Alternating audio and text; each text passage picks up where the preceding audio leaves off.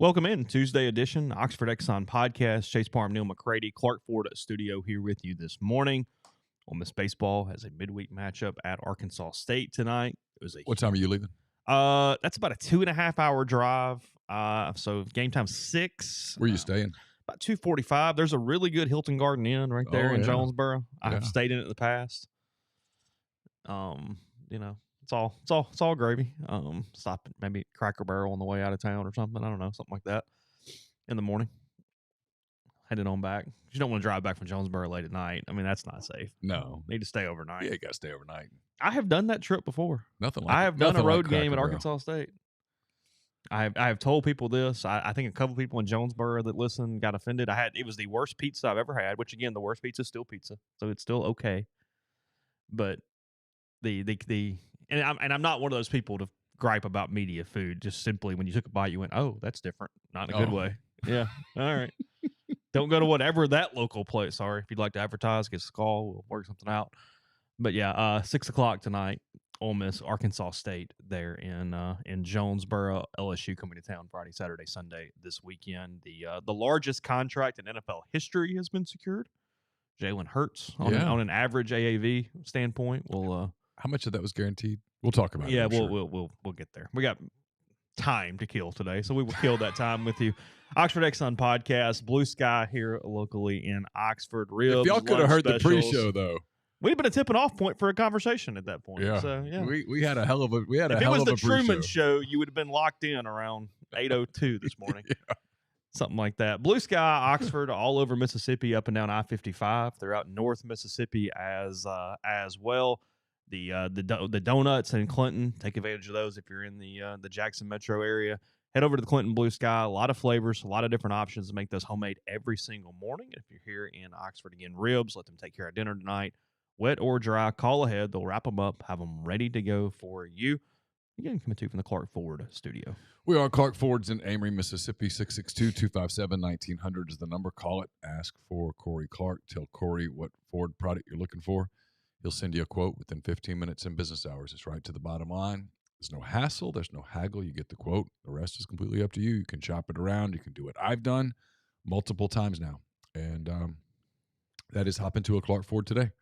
You'll love the product. You'll absolutely love the service. It goes above and beyond any service I've ever had, any other automobile experience. So they'll take care of you. They want to be your car guy. They want to be your truck guy. They'll prove to you what that means when you make the call. 662-257-1900. Guest will join on the myperfectfranchise.net hotline. If you're a displaced corporate executive wanting to put your career in your own hands, maybe you're an experienced entrepreneur wanting to diversify, Andy Ludicky can help. He owns multiple franchises and businesses and uses his expertise to help others find their American dream through a very thorough and free consultation process. So call Andy, put your life and your career in your own hands. It's 100% free. So what do you have to lose? Find your perfect franchise at myperfectfranchise.net. Contact Andy anytime at andy@myperfectfranchise.net or call 404-973-9901. Yeah, I don't remember the name of the place in Jonesboro. It's been a minute. I think that was 2014. It's the only time I've ever done that trip over there. I don't know why I did it then. I guess it was late in the year. That team was good, and you were just kind of following them around wherever. It's because it's Arkansas State is the answer to this, but it's always, it's funny. It might not even be 2.5 hours. I guess it's somewhere in there. That drive is technically a little shorter than even going to Pearl, but we used to always go to Pearl for all the games, but never went over there. And I know it's State and Southern and whatever, but in some ways it didn't really make a lot of logical sense. But anyway, it's fine.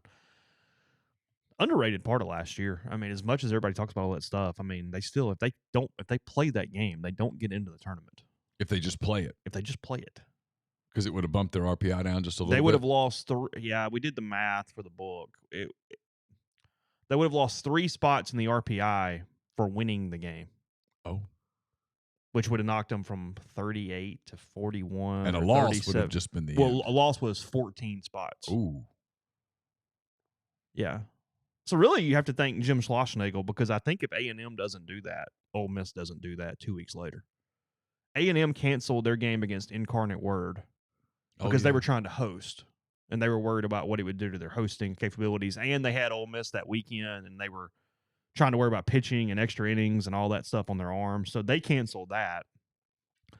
And then as Ole Miss was beating LSU and sweeping, I guess Keith was trying to decide, hey, is this even a possibility, and running some numbers and figuring it out. And then, asked Mike, is this something you want to do? What are you thinking here? And that was a tough deal for Mike, because he likes, it feels slimy in a lot of ways to do that. But they chose the path of self-preservation, paid the, I don't know, $10,000, $15,000 buyout to the game. It was worth it. It was worth it. Yes, that is correct. And also, it was a pretty easy thing, because like Raffo obviously gets it at Arkansas State on what's going on, and then the AD at Arkansas State was brand new. He had not even moved into his office yet in Jonesboro. He was one of the assistant ADs at Alabama. Yep. So he was, doing all sorts of stuff. I think Keith's quote was he was still trying to drink out of a fire hose at that point, and that was not at the top of his list on priority. So sure. I can't get into it, and so I know this is terrible podcasting. Remind me to tell you later. There's a wild story about Arkansas State that happened fairly recently. It's still sort of ongoing in their athletic department. Really? Yeah. It's a really bad pod. Yeah, I know. I just thought of it, Hey, and I by had the to say way, it out loud. It's crazy. some really good stuff here. I can't tell you. Ryan running through ESPN FPI numbers says it has Ole Miss at 7.6 wins and 4.4 losses. That's a good over under. Yeah, 7.6. That's a good over under. 7.6. If I were to put an over under on Ole Miss, you just said 7.5. I'd have said 7.5, no doubt. Yeah, and I think I'd pick 8, but I got to really think about it. I think I'd go 8-4 today. Might go 7-5. It'd help to know more about some of the swing teams, or the fact that we still have a portal season to go. Yeah, the roster, not just Ole Miss. I mean, they don't everybody. They don't play against air. I mean, the entire league. Yeah. Does anybody have a link for the ESPN FPI? I would love to look at it if you have it. That would be beneficial right now. I found it. I'm trying to see if I can sort by conference, and I think I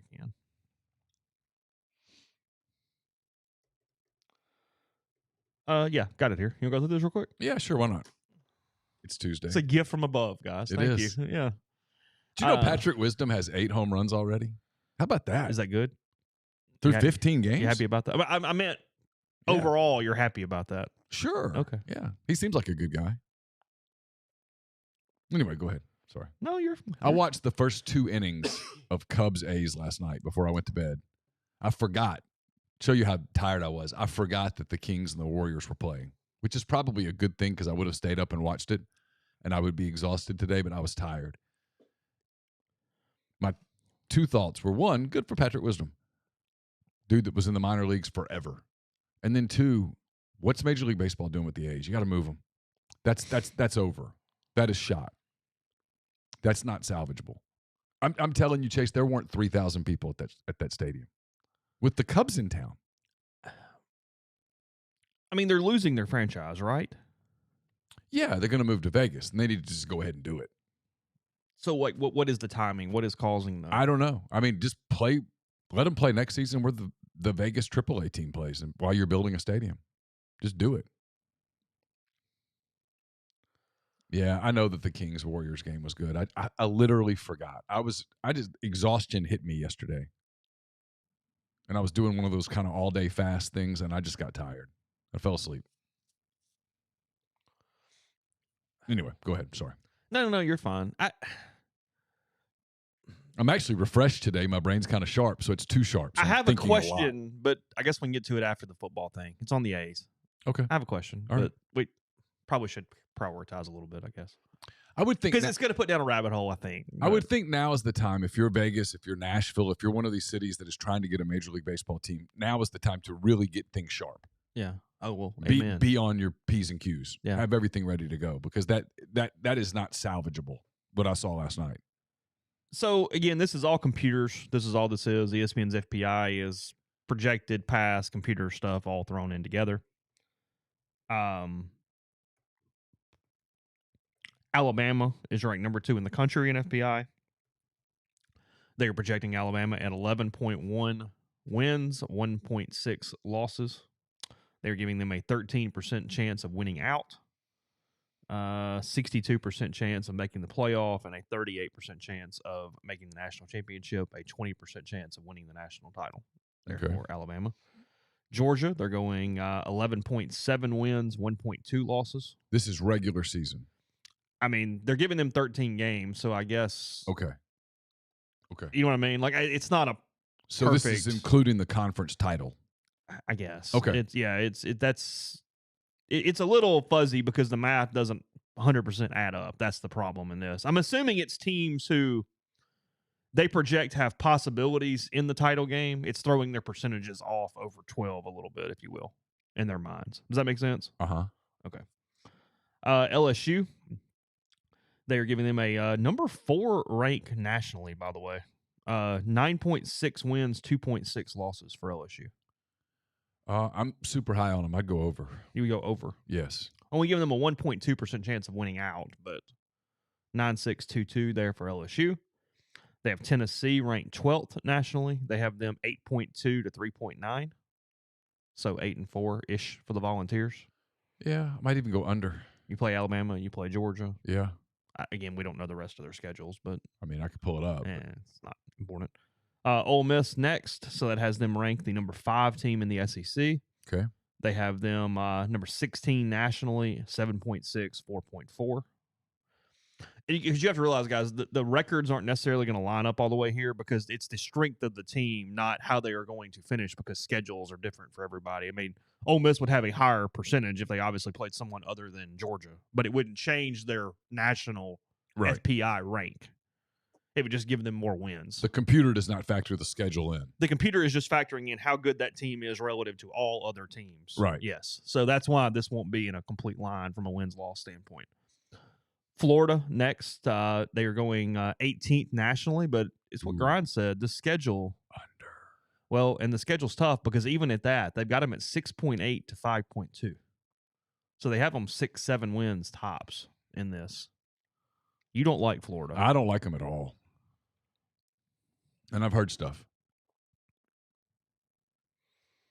Like, there are games on Florida's schedule. I'm going to pull Florida's schedule up because I'm curious.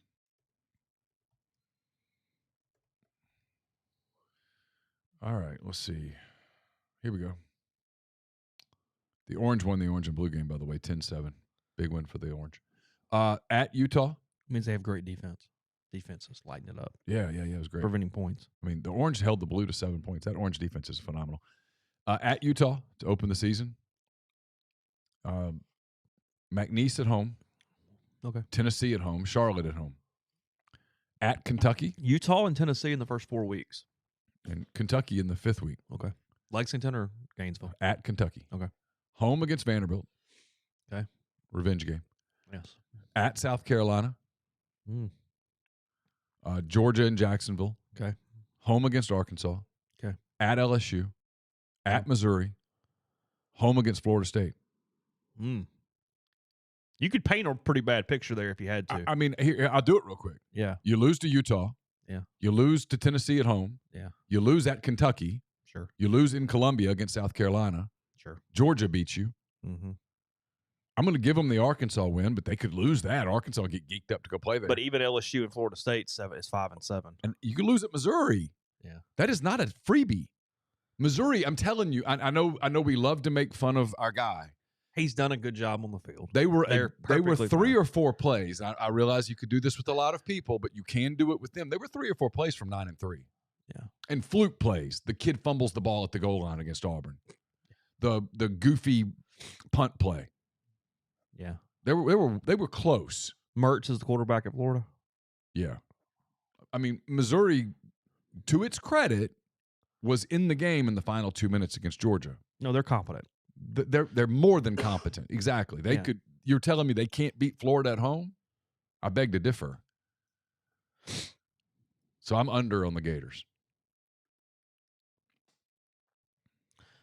What's been funny about Florida is they can't, the Athletic wrote that huge story that Staples did and they just can't seem to organize though. Like it's even weird when they think they sort of have it going in a direction. It's strange for them. Norvell has clearly turned it around in Tallahassee to an extent. That's not the same to thing. A lot of extent. He's done a really good job. He flipped the tight end from Georgia yesterday, actually. Now, he was previously committed, I think, he's been jumping around, but they did technically take a tight end from Georgia this week. Texas A&M. You would enjoy these numbers. They have them ranked 19th in the country. They have Texas A&M 7.5 to 4.5.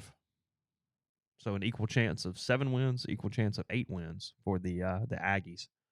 I would love a nice 7-5 there in College Station. Be excited for them to go to the Belk Bowl or the Duke's Mayo Bowl or whatever they call it now. Dude, I'm pulling up their schedule. A&M? Yeah. 7-5, baby. Let's do 7-5 for the Aggies. Petrino takes over, loses play calling capabilities by like week 4, something like that. All right, here we go with A&M. Sure. New Mexico at home. Okay. At Miami. ULM at home. So that's 3-0. Auburn at home. Arkansas in Arlington. Those are their first 5 games. Got a decent shot at 5-0. Okay. Alabama at home. Okay. At Tennessee. This is where it gets weird for them. If they don't start 5-0, it gets dicey. Alabama at home. Yeah, at Tennessee. South Carolina at home. I'm higher on the Gamecocks than a lot of people. At Ole Miss. Mississippi State at home. And before you laugh, they never beat Mississippi State. Abilene Christian at home, and then at LSU. The close is brutal if you don't start hot. Like if somehow they lose to Auburn or Arkansas. And are 4-1. 4-1's a bad start if you're trying to get to 9-10 wins. Because 4-1 can turn into 7-5 in a hurry. Well, yeah. And they get Auburn early, and Hugh's going to be, God, the pregame speech there about love and. No, they're going to lock the gate and pick a fight.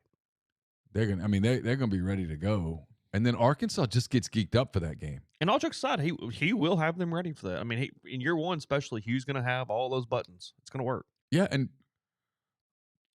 Pittman has beaten A&M once and lost to them super close twice. Yeah. So that'll be a competitive game. It always is. Lose one of those two. God forbid lose 2 of those 2. Yeah. But Alabama's tough. They got to go to Knoxville, South Carolina, at Ole Miss, Mississippi State. Boy, Texags, if they lost to the 2 Mississippi schools. Trash. Just trash. That's back-to-back. Bro, they go to trash. Oxford, and then a week later, Mississippi State's in College Station. Whew. Could be a bad double dip there for the Aggies. Be a rough week leading up to that Abilene. They do struggle game. Against the Mississippi schools now. That's one way to put it. They can't they quite lose a lot. They do. Can't quite get that done. Mississippi State beats them quite often.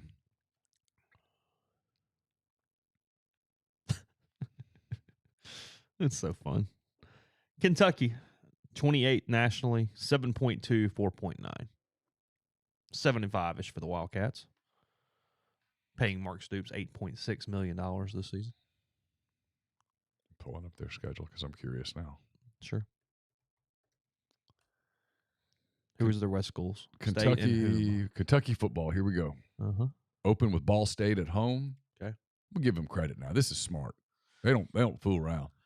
Ball State at home. Eastern Kentucky at home. Akron at home. So we're 3-0 out of the gate. At Vanderbilt.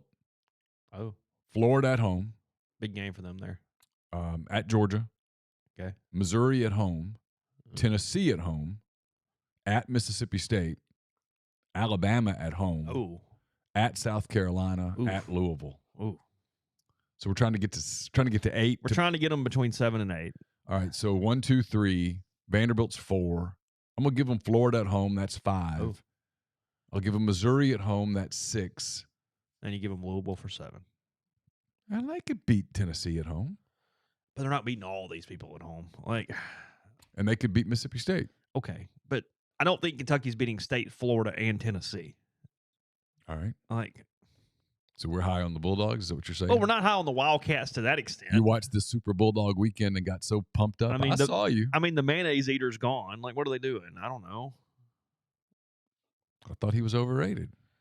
He's still better than whatever the hell they're running out there in September. I don't know. Who's the quarterback? I don't know. See? Somebody. I know who the quarterback in Starkville is. That's true. New system, though. It is. Yeah, but I saw over the weekend there's a lot of playmakers that are going to be awesome in that system. I read it on the internet. Don't worry. It's all good. How's their NIL coming along? Enough to get playmakers that are going to be awesome in that system. There I don't you know. go. That's what I got. Okay. I read that on Saturday. I was bored and I was looking through. They won a baseball series. They unveiled a statue, and they had playmakers all over the field in the spring game. Who was the statue of? Ron Polk. Okay. That's fine. That's fine. Auburn put one up of Frank Thomas this year. Okay. Yeah, fine with that too. Sure. Yeah. So that's it. All right, we'll finish up the league in a second. Podcast brought to you in part by G&M Pharmacy, 662-236-2222. They deliver locally in the Oxford area, and they offer medicine. Fill your prescriptions the same day each month. Take care of you. One phone call, and they will help transfer your medications, whether that be at Tyson Drugs in Holly Springs or, again, at G&M in Oxford. One call, they take care of the rest. So let your community pharmacy work for you. Again, in Oxford, that's 662-236-2222. Walk-On's Sports Bistro puts everything they've got into bringing you game day with the taste of Louisiana. Dig into their mouth-watering, made-from-scratch Louisiana cuisine. Po' boys, gumbo, voodoo shrimp, fan favorites like juicy burgers, fresh salads, 70-plus TVs, 40-plus ice-cold beers on tap. Check them out, especially if you're in Oxford or Ridgeland today. The College Corner's your one-stop Rebel Shop. 2 locations in the Jackson area. In Ridgeland, it's next to Fleet Feet. In Flowood, it's next to Half Shell. You can also go to collegecornerstore.com. Plus, you can find them on Facebook and Instagram. They have the largest selection of Rebel gear in central Mississippi. Comer Heating and Air, Southern Air Conditioning and Heating are the companies to go to if you live in this area and you need to make sure that your AC is ready to roll for this summer. They're different names, same great products, same great services, same people. If you live in Oxford, Batesville, Tupelo, that area, call Comer 662-801-1777. If you live in Hernando, Memphis, or the surrounding area, call Southern 662-429-4429. A-Stock is a Nashville-based online retail company with the mission to provide customers the power to name their price. All items start at just $1. That's right. Every item starts at just $1, no matter what the retail value may be. Shop now at astock.bid. That's ASTOCK.BID. Or download their app, name your price on thousands of items from big-name retailers. A-Stock has multiple locations around Nashville as well as Memphis, Selma, Indiana, and more. So it's coming. There's more coming soon that offer local pickups, so don't miss out. And we're brought to you by Solutions RX. It's a probiotic multivitamin supplement company created by Ole Miss Pharmacy alum Chris Cornelison. I always tell you guys about prescription support. They also have lots of different supplements, vitamins that you can take that will help you stay more compliant in taking your medications, just help you stay healthier over the long term. It's available in local independent pharmacies across the continental U.S., including all across Mississippi, or on their site, solutionsrx.com. It's promo code OEP at checkout. Get 10% off your first order. Podcast also brought to you by Prime Shrimp, primeshrimp.com. 7 different flavors available for you. Your own style barbecue shrimp, the signature, the full meals in a bag, the garlic herb butter, or the French Quarter Alfredo. An easy one to take care of dinner tonight. So just go to the website, primeshrimp.com. Use code RG. Buy 5 pouches or more. Try a little bit of everything. 25% off there with RG. The code for primeshrimp.com. And if you're in a place where they have a Rouse's, Prime Shrimp now available for brick and mortar purchase in all Rouse's markets. So you can get it there as well. So again, code RG with primeshrimp.com. Let's see. Finishing out. Sorry, I had a couple things there in front of me. Our boy Grind in the chat. Yep. He says Auburn can't win at Texas A&M. I just told him in the chat. I said, you're underestimating the power of love. He hasn't seen that yet. I hadn't seen it yet. You're not converted yet, Grind. Grind, there's going to be a commitment ceremony before the season. There might even be a funeral. Might be a funeral. And so, when you see yourself eulogized, it changes everything. Makes you really appreciate the guy next to you in the trenches. He definitely has more talent than he had here in 12. all jokes aside, he put one hell of a coaching job together in 12. One of the best coaching jobs. Yeah, I've said it many, many times. Until he lost his way with the celebrity, he was a damn good coach. Yes. We'll see if he found it again. I mean, I'm interested. Look, I'm front row seat with the 3D glasses on. I mean, for all the jokes, no. I am reluctant to bet against him. Oh, the prayer oval is going to be something to behold. That won't stop. Oh, it'll be enhanced. The oval will not get minimized.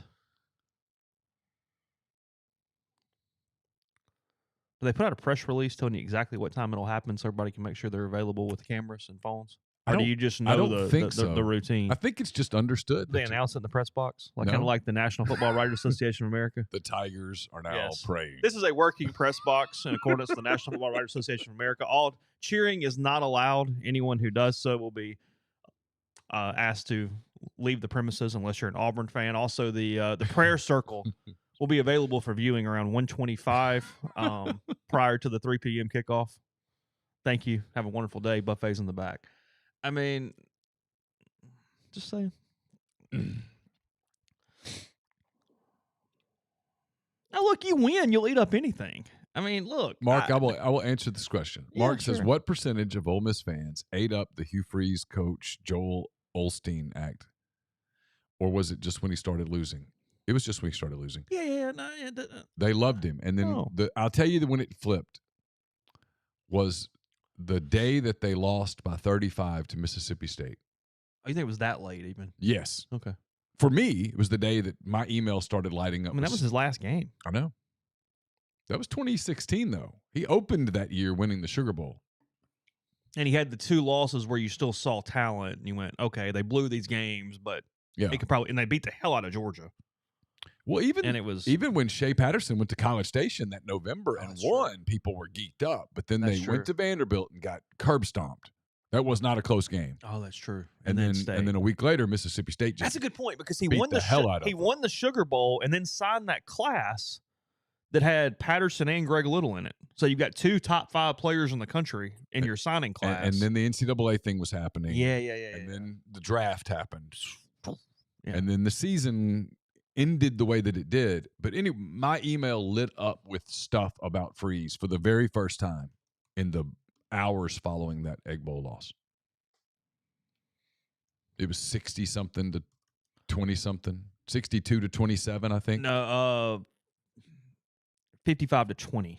55 to 20. I think that's right. It was a 5-touchdown loss. Yeah, I think it was 55-20. Now, look, if you're winning, you'll buy into anything. Sure. I mean, it's the running joke of the guy who you can't stand that he suddenly comes to your team. He's like, hey, that's my asshole. I don't know. Of course. Hey, we're good. Hey, whatever. Of course. It's all good. People are like, I hate Lane that Kiffin guy. thing. He'd be driving you crazy if he was at Arkansas winning 10 games. Oh, they'd hate him. Like, oh, my God. You'd hate him. Smarmy little blah, blah, blah. You'd make fun of him. You'd make fun of the dog. You'd make fun of all that stuff. But because he's your guy, that's just the way it works. Oh, yeah. It's the way it works. Tennessee baseball fans last year loved Tony Botello. Yeah. Everybody else despised him. Yeah. If he was at Vanderbilt, Tennessee would be like, that son of a bitch. Of course, they'd be like, he's the worst. He's scumbag. He fits in at Vanderbilt. Yeah, he's a scumbag. Yeah. Arkansas 6.8 to 5.2 for the Razorbacks. I'll have to pull up their schedule. I mean, look, here's what's fun about the league is every damn body's in this 6 to 8 range, barring underachieving or overachieving. I mean, there's sort of a weird middle here that's got essentially the whole damn league. All right, Arkansas opens with Western Carolina and then Kent State and BYU. So they open with 3 straight games at home. Western Carolina, Kent State, BYU. Okay. At LSU, it's an L. The Texas A&M game in Arlington. Yeah. At Ole Miss. At Alabama. Damn. Home against Mississippi State. At Florida. Home against Auburn. Home against Florida International. Home against Missouri. So it's soft at the top, and I think it's kind of soft at the bottom. The middle's pretty rough. So the key game for them in that deal is A&M. Because if they beat A&M, they're 4-1 when they head to Ole Miss. But you got Ole Miss, Alabama back-to-back. home against Mississippi State, and that the home team has typically won that game. At Florida, home against Auburn, and then they finish with FIU and Missouri at home. So what was the number? 6.5? Yeah, it's basically between 6 and 7. So I'll go 1, 2, 3, 4, 5, 6. The swing game for them might be Auburn at home, November the 11th. Oh, that late in the year. If they beat Auburn, I can get them to 7 without an upset. Oh. I can get them to 7. Here's 7. Ready? Yeah. Western Carolina, Kent State, BYU. Mississippi State, that's 4. Okay. Auburn 5. Florida International 6. Missouri 7. That's 7 even without the Ole Miss game. Yeah. That's 7 with them losing to LSU, Texas A&M, Alabama. Ole Miss, Alabama, and Florida. So there's some winnable games there. There's some losable games in the wins you gave them. Yeah. So, yeah, averages out. So I go over. I can get them 7. I can get them to 7 pretty realistically. Arkansas, by the way, ranked 30th nationally. Mississippi State ranked 32 nationally, 6.3 wins, 5.7 losses for the Bulldogs. So right on that 6 and 6 for State. I'm sure their schedule is brutal. Arkansas also learned a little from its scheduling situation from last year where they played nothing but good teams in the non-conference for some dumb reason. They did. There were people there that We're not happy with that decision. That questioned the sanity of that decision. Did Juracek apologize like State did a few years ago? Did he come out? He did not. And say, I'm sorry for scheduling games we could lose? All right, here we go with Mississippi State. Southeastern Louisiana at home to open the season. Arizona at home. LSU at home, week 3. At South Carolina. Alabama at home. Have fun with that stretch. Western Michigan at home. At Arkansas. At Auburn. Kentucky at home. At Texas A&M. Southern Miss at home. Why? Are they really? Yeah. And then don't do that. 5 days later, listen to this. Southern Miss at home, 5 days later at home against Mississippi State. What are you thinking? Will Hall will have his team ready to play that game. Put that in ink. Oh, that's at least a game that could make you very uncomfortable that day. That'll stress you. You better prepare for them. Yeah, because that's going to be Super Bowl for Will that night. You think? Will Hall, Amory boy? Yeah. You don't think he'll... You know Will. I know Will. If they have any dudes to make it a game, it'll be a game. And in Will's heart of hearts, Ole Miss is we. Yeah, sure. He can help the Rebels a little that day by making it a complicated night. Lane might call Will and go, "Hey, you need something?" Lane something? won't have to call Will. Yeah. Will won't need a call from Lane. Will need no outside. Seriously, he will need no outside motivation for that game. Yeah, I didn't know they did. And that. they did a good job in the portal, and they will be battle tested in that Sun Belt now. That's true. They will. Sun Belt's good. Sun Belt's good. It's SEC AAA. It is 1,000,000%. Yeah, it's a good league.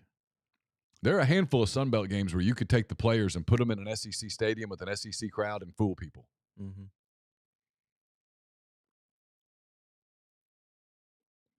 Totally serious. Sun Belt has become in a very positive way, the new MAC, where it's like if you're watching some outside, give me that. I'll watch these Sun Belt games and go, oh yeah, I'm in. Oh, absolutely. There's some really good teams in the Sun Belt. Yeah. Really good teams in the Sun Belt. I'm not saying they could go win the SEC, but they get you for a day. You don't want to mess with them. Yeah. There's a bunch of those teams. That's the difference in that league as compared to some of the other leagues that have 1 or 2 good teams and then there's just crap at the bottom. That Sun Belt. I mean, there's some ULM's bad. There's a couple of bad programs, but for the most part, it's pretty solid. Auburn, 39th nationally, 5.8 to 6.2.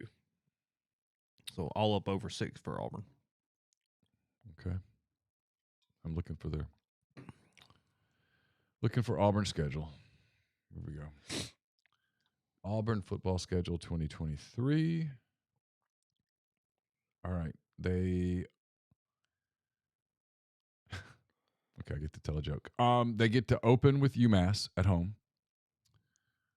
Hugh Freeze didn't get to make the trip to Berkeley the last time. He'll get to make it this time. Auburn goes to Cal September the 9th. Samford comes to town September 16th.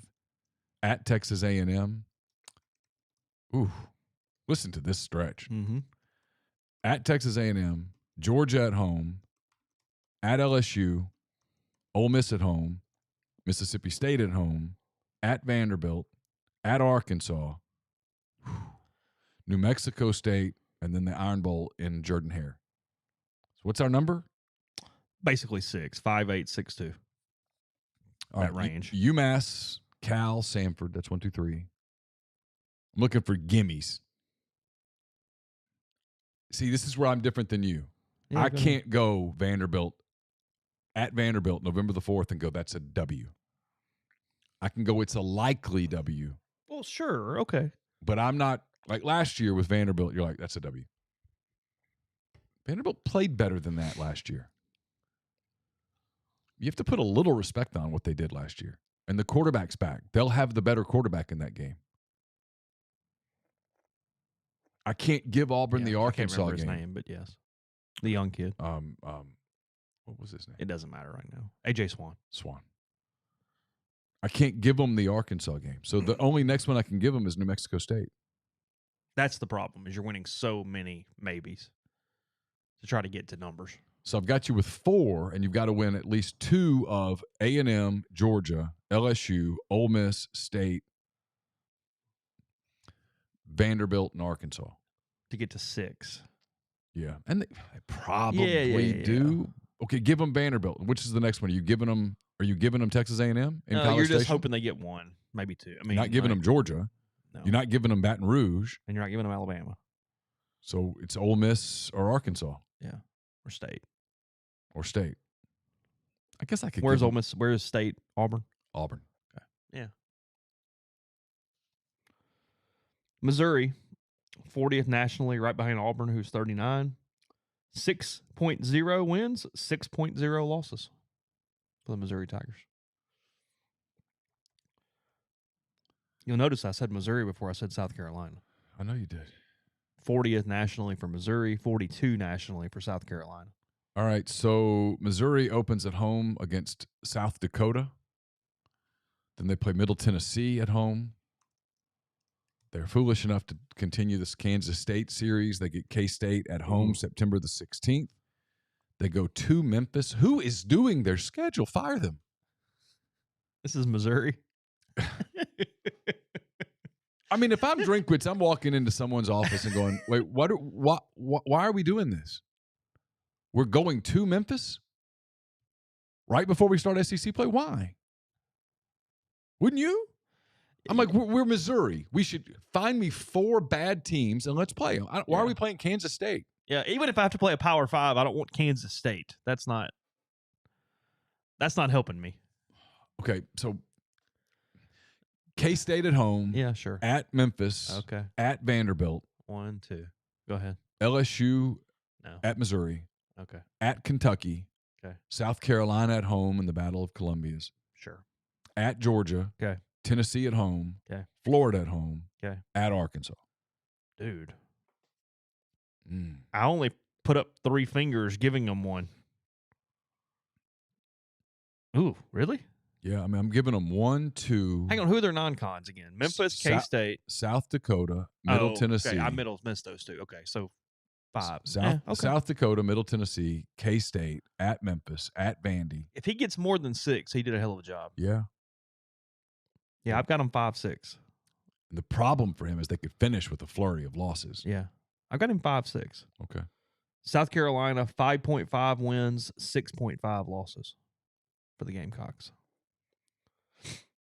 But what you'll notice here is that part of the reason for this is that from an FPI standpoint, they have South Carolina ranked the second last SEC team. So am I missing predicting games? See, I thought they were going to be good. All right. South Carolina opens with North Carolina. I assume that's that Charlotte game that's become sort of a staple for them. Sure. Stupid game to play, but dumb, just idiotic. I'd cancel it tomorrow.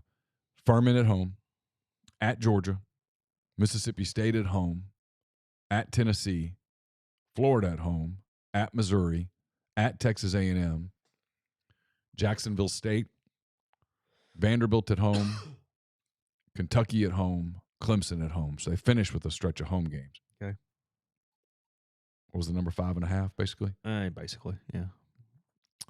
I don't know what North Carolina has or doesn't have. Furman's a win. Well, the quarterback's back for Carolina. Ooh. Mississippi State's probably a win at home. Probably. Jacksonville State's probably a win. Vanderbilt at home is a win. That's iffy. You start needing to beat the Missouris and the Floridas of the world. And the Kentuckys. Yeah. Yeah. And then from an FPI standpoint, it shows you just how down Vanderbilt is from a talent compared to everybody else. Is South Carolina's, so for comparison, Alabama leads the SEC with just an FPI number of 28.2, like a power ranking. 28.2. South Carolina in 13th place is 5.6. Vanderbilt negative 2.8. So 8 spots below, 8 numbers below South Carolina. So that big of a gap between. We've done this before. Here's Vanderbilt's schedule. You can find some wins on it.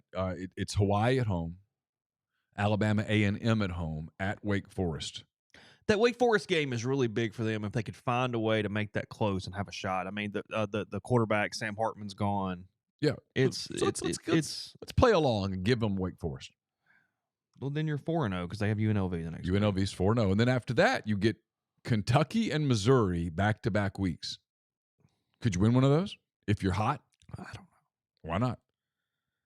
They just don't have any talent, and it won games last year. They did. At Florida, Georgia at home, at Ole Miss, Auburn at home, at South Carolina, at Tennessee. You have to make hay early if you have any shot. Yes. Well, because here's the thing, it also happens. When you make hay early and you get to 4, there's a mental thing that goes on. Sure. That goes, maybe. Let's just show up. And if we show up, maybe. If it was on the back half where you start 1-4, like it's like, okay. That even happens in professional ranks. Teams get off to a hot start and suddenly they're playing for something. Before you know it, they're playing with more confidence and all that stuff. And yeah.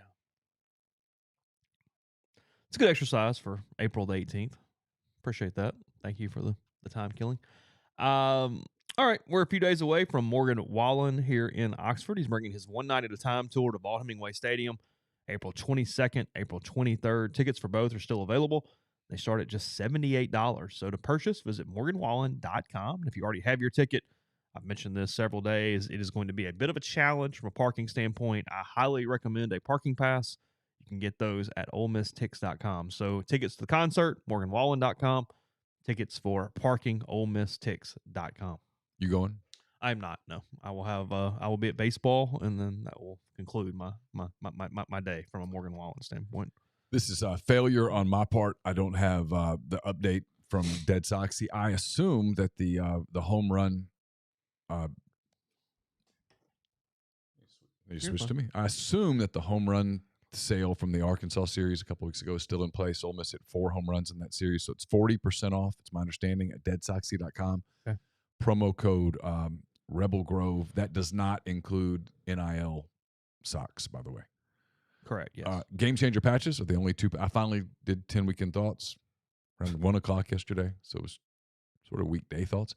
Game Changer patches sponsor those. They're the only 2 patch system available in the market to stop hangovers before they start. The warm-up patch used before or while you drink. The overtime patch used after you've been drinking to recover while you sleep. The all-natural ingredients will keep you in the game. Ready for your next play, go to GameChangerPatch.com. Promo code RebelGrove20 at checkout for 20% off your purchase. We're also brought to you by ACS, Automation and Control Systems, LLC. It's a complete electrical control system solution provider, a Rockwell-recognized system integrator based in Baldwin, Mississippi. They have a full-time dedicated emergency service and troubleshooting staff, a UL508A panel shop, and much, much more. Go to acsllcms.com or call 662-601-4381. We're brought to you by Lamons Fine Jewelry. Lamons at 1126 North Lamar Boulevard in Oxford has been serving the Oxford area for 3/4 of a century. Engagement rings, wedding rings, fine jewelry, watches, pearls, whatever your jewelry needs may be, they're the gold standard in fine jewelry. Visit them at lamonsfinejewelry.com or call them at 662-234-2777. Pinnacle is home to the Pinnacle 401k Advisory Services team. Get in touch with them, and they'll conduct a complimentary, no obligation benchmarking and analysis of your current 401k plan. It's mypinwealth.com, MYPINN wealth.com. And we're brought to you by John Edwards, Regency Travel Incorporated in Memphis. John's part of Virtuoso. It's a worldwide network of travel partners that allows him to supply his clients with added values, unique benefits simply not available to other travelers. Get in touch with him, give him a budget, give him some parameters, and he will give you options. And no, you don't have to live in or near Memphis to take advantage of his services. 901-494-3387 or send him an email at jedwards@regencytravel.net. First-time clients save $50 off their first booked trip just by telling John you heard about Regency Travel on the podcast. Podcast is brought to you by Johnson Hill Creamery, johnsonhillcreamery.com. Again, they're moving in with Chicory Market here soon. And this week, Thursday, April 20th, they are doing a charcuterie night. It is at the Oxford Lafayette Public Library. They are going to start at 5:30. Space is limited. You can call 662-234-5751 to register. Or there's been some phone issues. You can send an email to lbwalker at firstregional.org. That is the email address. They will teach you all about charcuterie trays. You'll get something to take home as well as you will build a board. They've got some different drink options, a lot of things there to make it a pretty cool night. Again, 5:30 on a Thursday for that. And stop in last week at their current location, moving here soon for a more permanent location as well. So that's Johnston Hill Creamery, johnstonhillcreamery.com, or on Instagram, Johnston Hill Creamery. Did you see where, it's kind of some news and notes here for a second. Army is having to switch to the shotgun for their option because the NCAA has outlawed cut blocks. No, so they no longer can run the triple option. That they're saying that literally the triple option now is dead in college football because of the elimination of cut blocks. Oh, yeah. It's a schematic change. It's going to take a little time. I mean, it's actually really significant, frankly. That's a big deal. Yeah, I'm reading here. It says Army's opponents will no longer have to defend the under center triple option. This spring, Monken is doing the unthinkable and moving his team to a primarily shotgun offense. He didn't have a choice in the wake of an under-the-radar NCAA rules change last year, then eliminated blocking below the waist, known as cut blocking, anywhere but inside the tackle box. That familiar quarterback pitch to a running back sprinting around the left side of the line, the one that teams like Oklahoma and Nebraska employed to win national championships. It's a lot harder to spring the runner if a blocker can't cut the oncoming linebacker flowing toward the perimeter.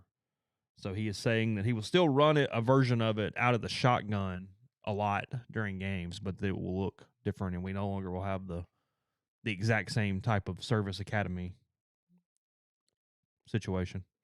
Huh.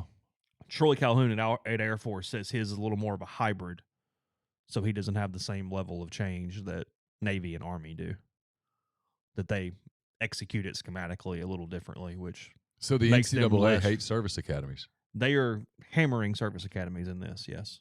Makes sense. They created a rule that maybe they said it was player safety, but really what they're doing is harming service academies. Tangibly, that is what the situation is, yes. Feels unfair. Our medical data, which we've had for multiple seasons starting in 2019, track players that are injured, lower leg, knee, ankle, while being blocked. Shaw said, who I'm assuming is Steve Shaw, who used to be the head of SEC officiating. What the statisticians told us was that starting immediately after we made this change, they could see, that is their word, a statistically significant relationship in knee and ankle injuries on players being blocked that lined up with that rule change. Monken, he says, isn't buying it. Quote, I don't think that cut blocking is dangerous to the health of our players. Guys get injured playing the game, but we cut block every day in practice for 26 years, every day, and it's not like we got a bunch of guys getting carted off to the hospital to get their ACLs repaired from cut blocks.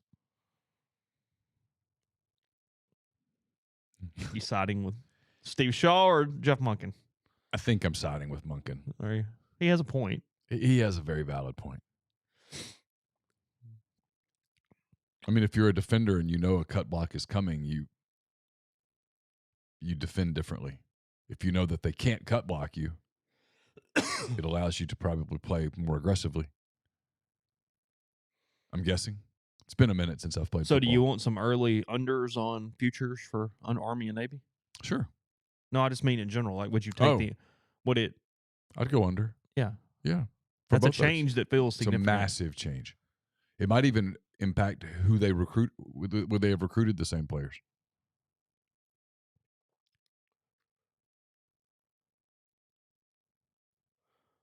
Sammy's right. It's a week before Ole Miss heads down there, but South Alabama at Tulane's a really good opener that first week. It's a phenomenal opener.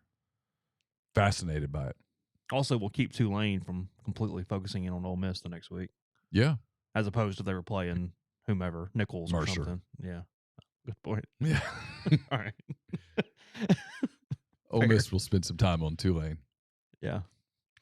Did you see where a former Alabama baseball player is suing Brad Bohannon? I did not. Yeah. So, Alabama head baseball coach Brad Bohannon is one of 3 university employees that are currently being sued by a former player. Blake Bennett, a pitcher from Haleyville, Alabama, is alleging that Bohannon, pitching coach Jason Jackson, and team trainer Sean Stryker were negligent after Bennett suffered an arm injury in 2019 and that staff did not follow Alabama or NCAA guidelines. It was a complaint filed in Tuscaloosa County Circuit Court. Bennett unknowingly broke a rib during strength training after arriving on campus, which led to thoracic outlet syndrome. When he began throwing 60 feet on flat ground a few weeks later, Bennett said he felt numbness and couldn't control his throws. He says that those 3 people mismanaged his recovery. It says Stryker identified Bennett's ailment as the yips and ignored follow-up concerns from Bennett. They advised him. Come on, man. They advised him not to tell his parents. Bennett's health and lack of production were cited by Bohannon. Bennett alleges the coach informed him he would not be receiving a scholarship while rehabbing from a March 2020 surgery ahead of his sophomore season. UA Athletics provided a statement on Friday that says the university does not comment on pending litigation, but looks forward to sharing the actual facts with the court. So the yips. Bohannon says, hey, Coach, gosh, I can't feel my arm. It's just the yips, bud. That Chuck Knobloch thing. Bohannon says, gosh, I really wish I could talk about the specifics of it. I really wish I could, but unfortunately I can't. I really believe we provide our blah, blah, blah, blah, blah. He would put their sport. Okay. Whatever. He was just in the wrong place at the wrong time. Yeah, if you're Bohannon, you're a little nervous about Alabama putting out statements for you right now. Going, hold on, I'll do it myself. Yeah. No. Let's. The yips. He's seeking punitive damages and a trial jury. Okay. Mama's Coach Saban care about the baseball? Because this boy might have a point. You know, Coach Saban did want to take that baseball stadium and just turn it into another football building, don't you now, Mama? Sorry, I'm being mean. Been a rough year at Alabama. I mean, we obviously lost a couple of football games, lost as a 1 seed. I mean, look, he might be telling the complete truth. I have no clue, but it is worth noting that plaintiff statements go above and beyond. Sure. Yeah, you're making your argument there. So, look, if he might be perfectly right. I obviously have no clue. I don't know Brad Bohannon, but how do you break a rib in strength training? Strength training. What are you doing? Lifting heavy weight, Neal. Gains. I mean, but to break a rib, you'd be doing some stuff, huh? Well, you break a rib and you can't throw. I guess yips. I don't know. Yeah, sorry. I mean, if his version he does have a point about losing your scholarship over an injury in that way. Yeah. Now, at the same time, scholarships are annual. I mean, you kind of it's kind of similar to our ability to kick someone off the message board just because we feel like it. I don't know. It's intriguing. I'm curious to see how it's ruled, just because there could be some trickle down effect to that in some ways.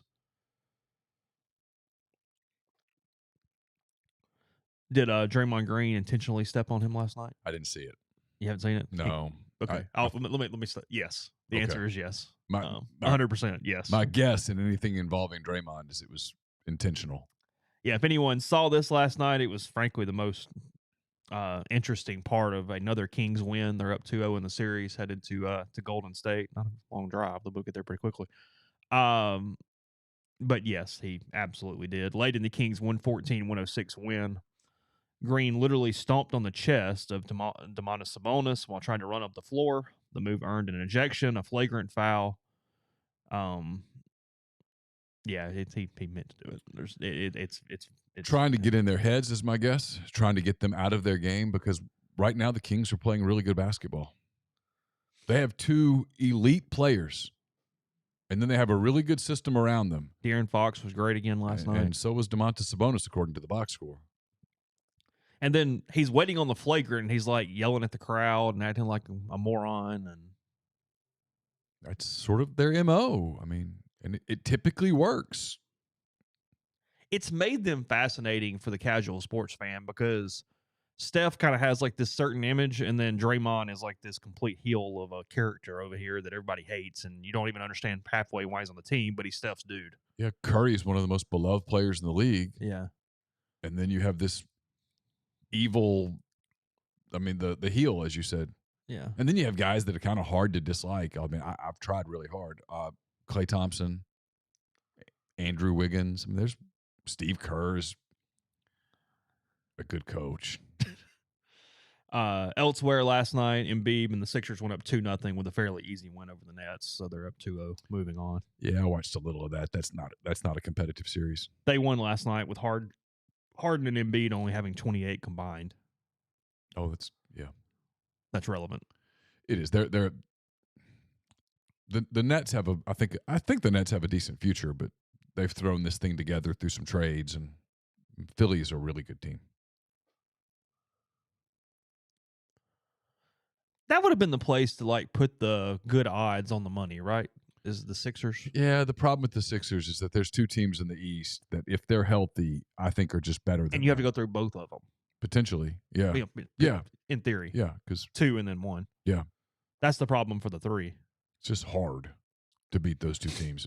And Boston's playing really good basketball. And there was a story in The Athletic today where they polled a bunch of NBA players and gave them anonymity and asked a bunch of questions. And for asked NBA players who's the best defensive player in the league, and they said Drew Holiday.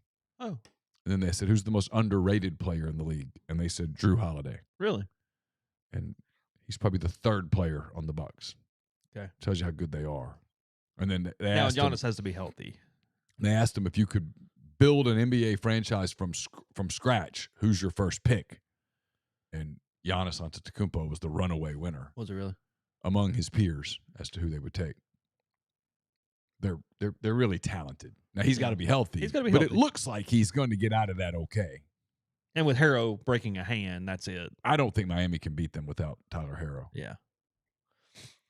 Some injuries potentially in baseball last night. And just kind of running through some notes. Milwaukee's Corbin Burns left in the 6th after shredding his left pec.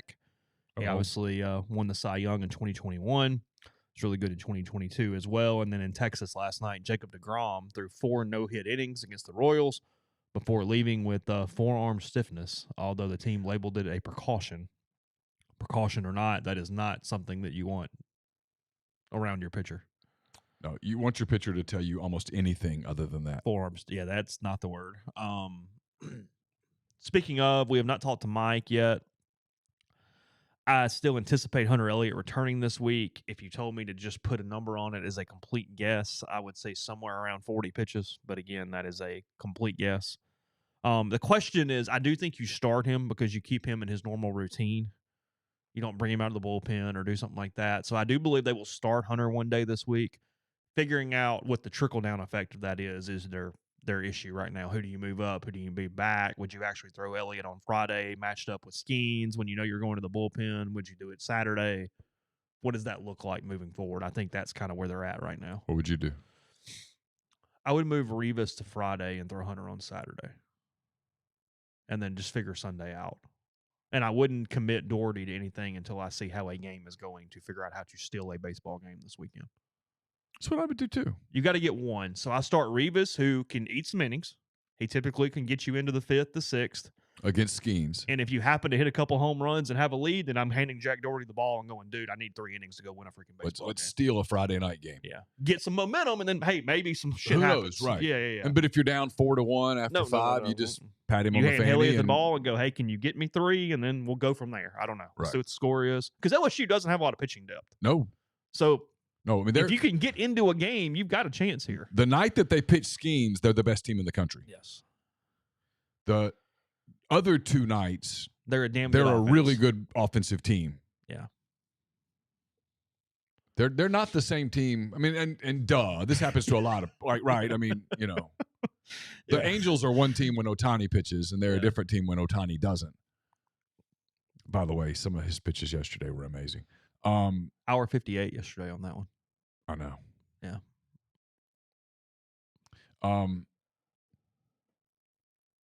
Ole Miss could do it. If you have a chance to steal Friday night, you steal Friday night because. But you have to be honest. If it's 3-1 and you're behind, you got to go. Nope. This isn't. I'm not sure I'll do it in a tie game.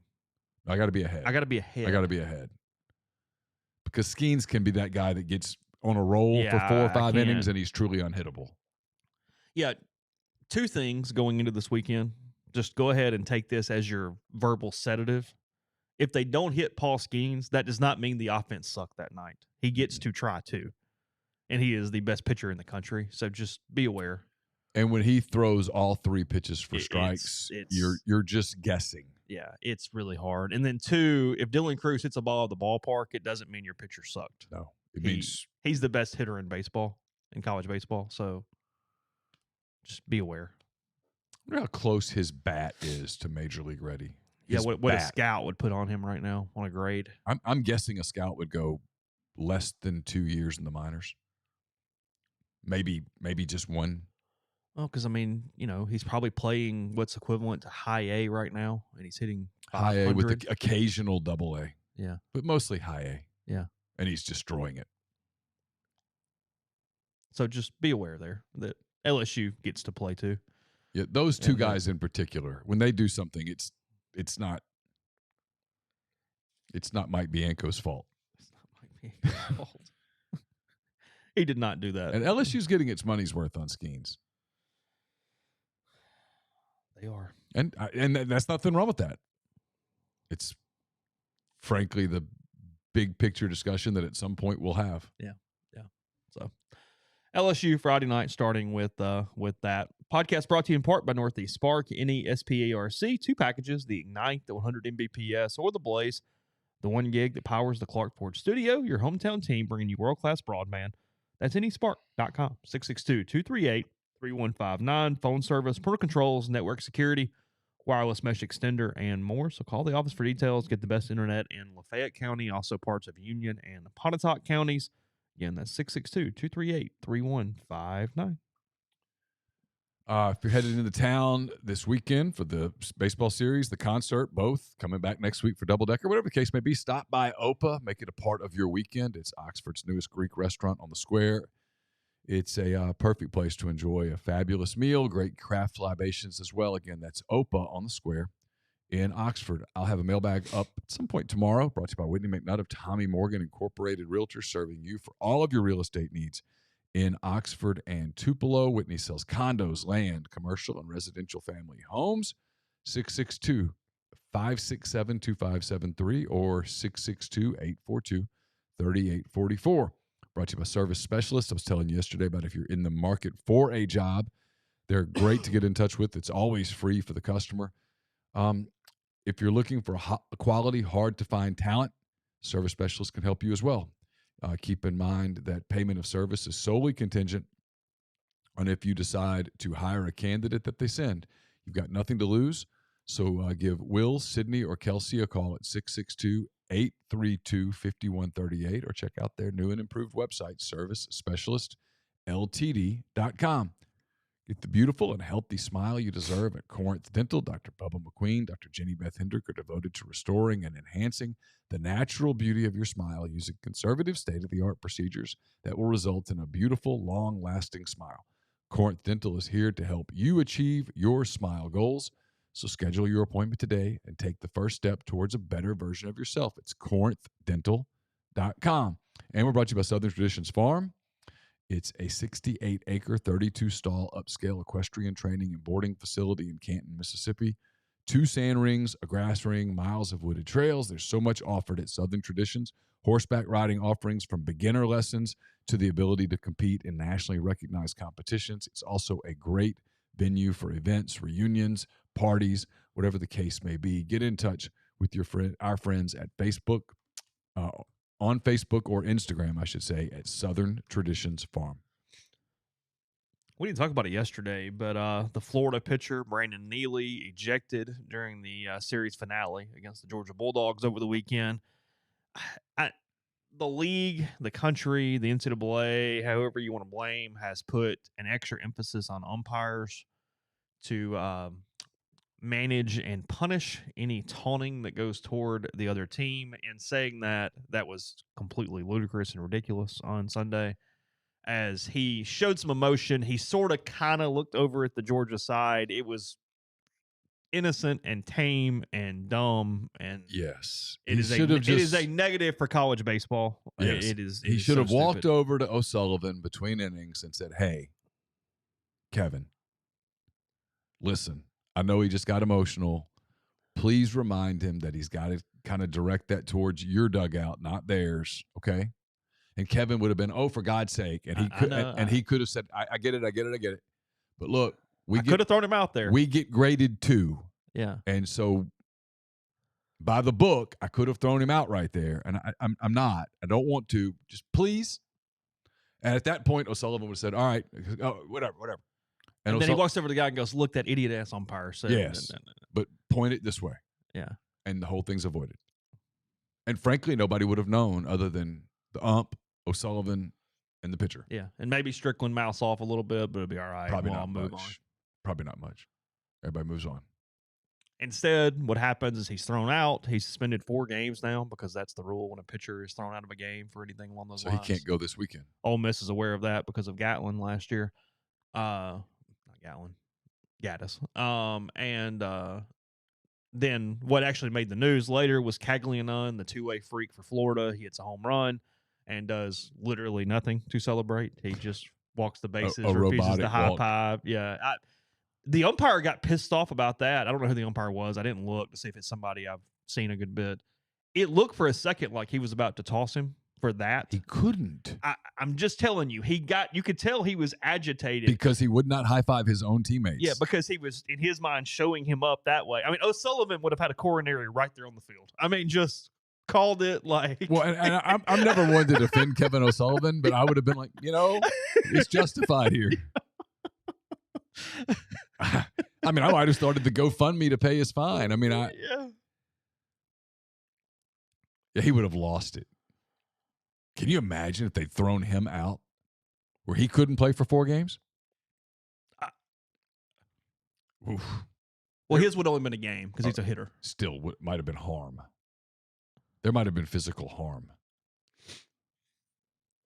That's a good point. I guess even though he is a 2-way player and could have been the starting pitcher at a time because his violation was of the hitting capacity, it would only be a 1-game suspension, right? Whatever. That would have been bad.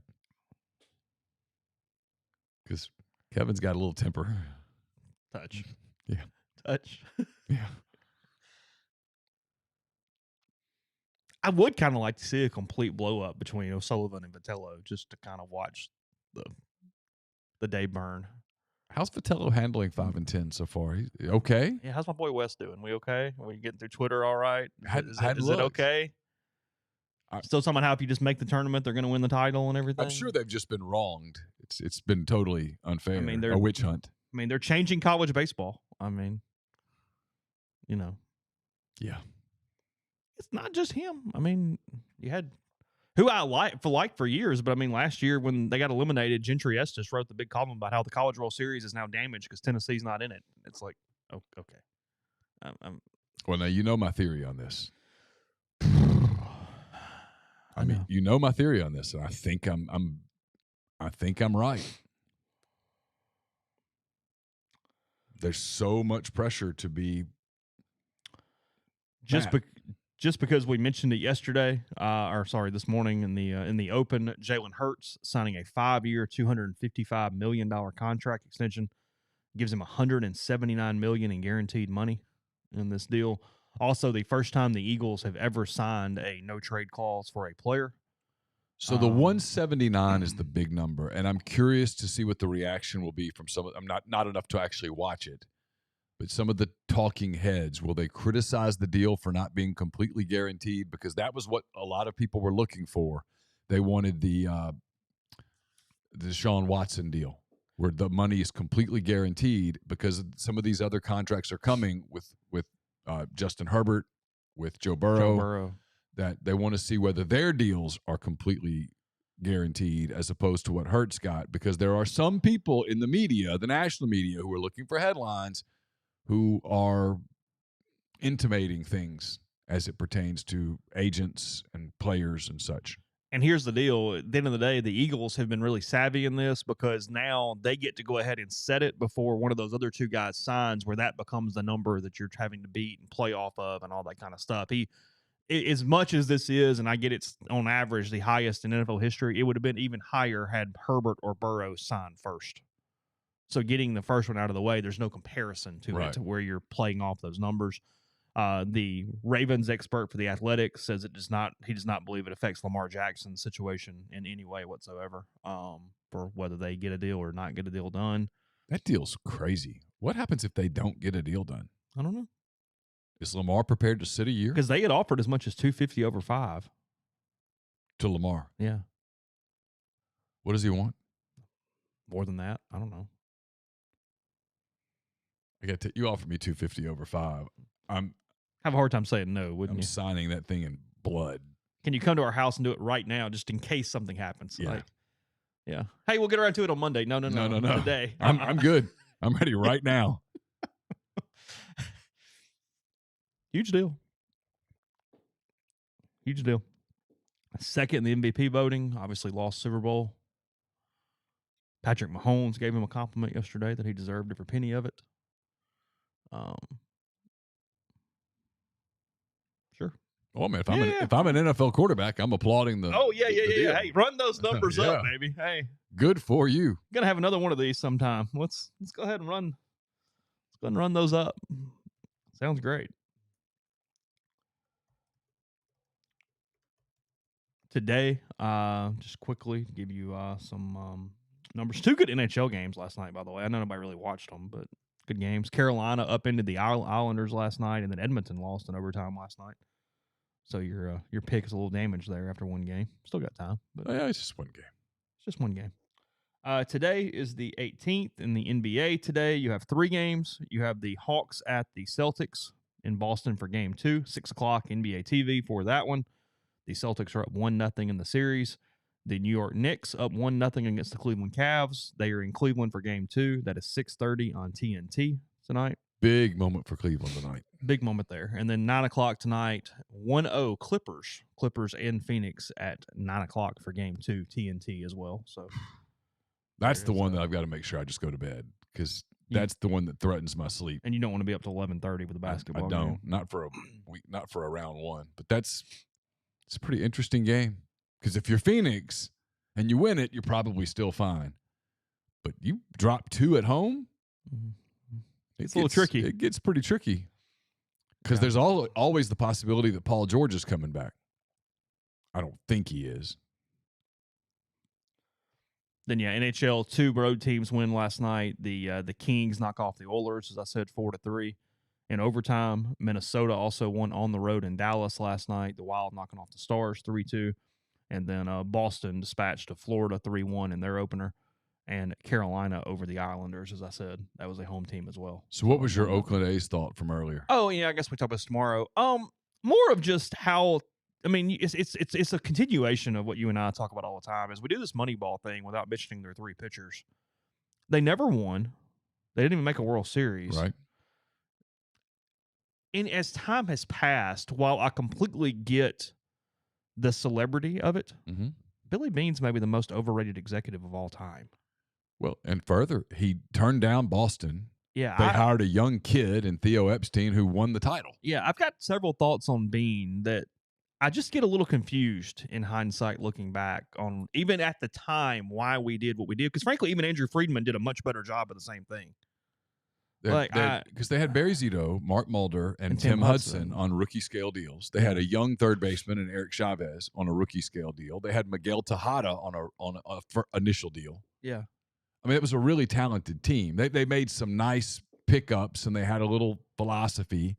And look, the stadium, I've never been there. I've been by it. Horrific. It looks horrible. Yeah. I watched their game last night. So I will give him that, is everything he has done has been with zero money and zero facilities. And so if the story were, if they'd had the money to go out and supplement that team, they probably could have won a World Series, and they didn't. So he did a good job getting them as close as he got. Yeah, okay. But to act like he revolutionized the game when you had this young left side of the infield, 3 aces in the primes of their careers.